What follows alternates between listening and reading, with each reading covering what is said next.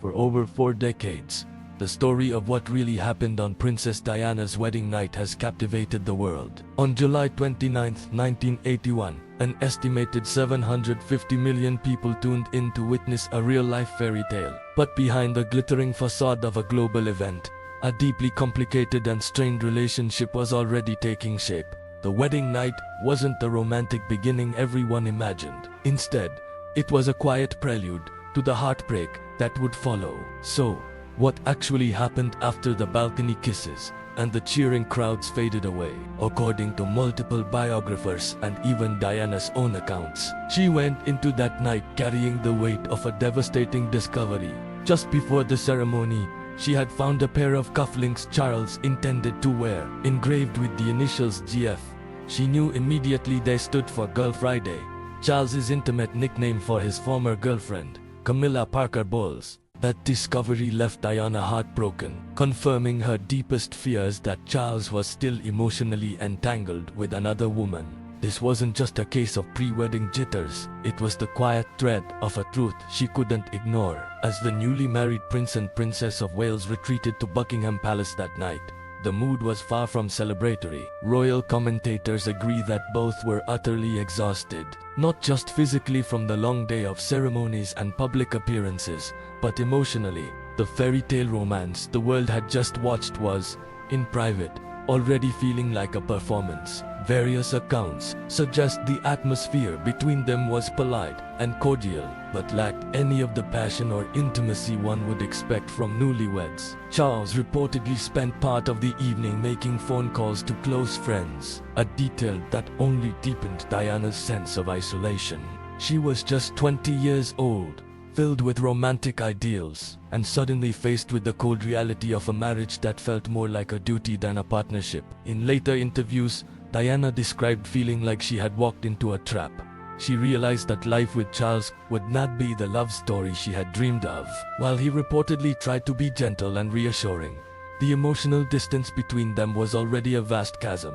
For the royal family, the wedding itself was the main event. The image broadcast to the world was the ultimate achievement. What happened behind closed doors was secondary to the institution.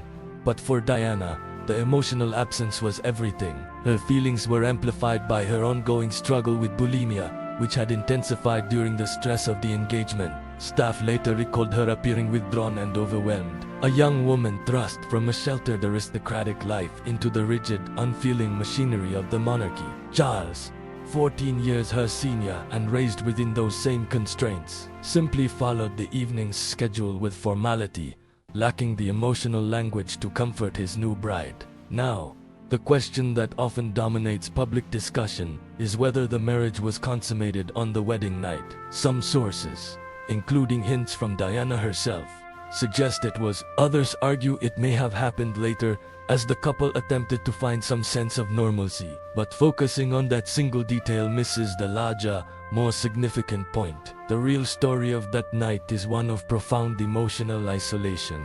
Regardless of the physical specifics, the wedding night was symbolically fragile. Here were two people, bound together in the most public marriage on earth, yet privately uncertain and alone. This feeling of abandonment would follow Diana into her honeymoon aboard the royal yacht Britannia. She later recounted how Charles would spend long hours reading, painting watercolors, and writing letters, some of which were to Camilla. She felt like a lonely spectator in her own marriage, an echo of the wedding night itself, where polite distance overshadowed any possibility of genuine connection. Over the years, many theories have tried to sensationalize what happened, but most reputable accounts point to the same conclusion.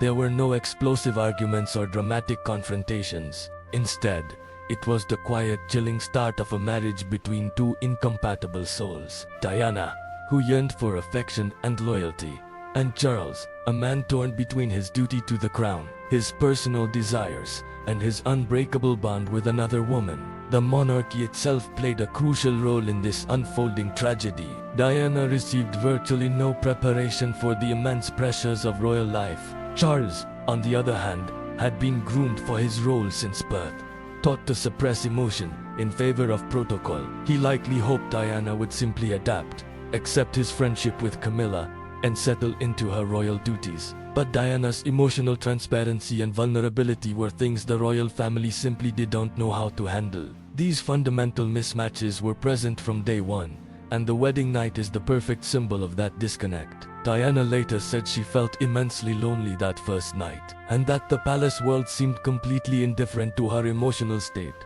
Charles, in his own way, likely believed he had fulfilled his duty by marrying a suitable bride and performing the day's rituals flawlessly. The tragic gap between his sense of duty and her need for love was laid bare. It's essential to remember that when we look back at historical events, especially private moments within a secretive institution like the monarchy, the complete truth is often elusive. Accounts vary, memories fade, and narratives are shaped by personal perspectives. Some experts believe the couple shared moments of tenderness that night, while others maintained that an awkward formal chill dominated the evening. What remains undeniably clear, however, is that the wedding night set the tone for one of the most publicly analyzed and tragically mismatched unions in modern history. It serves as a powerful reminder that behind the grandest public spectacles lie private human stories. In the case of Charles and Diana, their wedding night was the first quiet whisper of a heartbreak that the entire world would witness over the next 15 years. The fairy tale,